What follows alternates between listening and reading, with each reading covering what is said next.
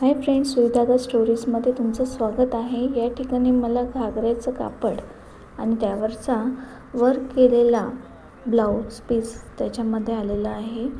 हा आहे त्याचा फ्रंट साइड आणि हा आहे त्याच्या हातावरचं डिझाइन।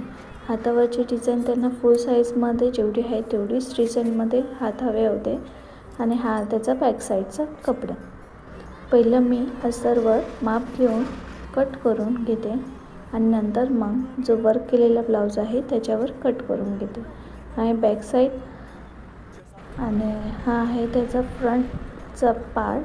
प्रिन्सेस कट हवा होता बोटनेकमध्ये आणि हा आहे त्याच्या हाताचा भाग। या ठिकाणी हा ब्लाऊज तयार झाला आहे।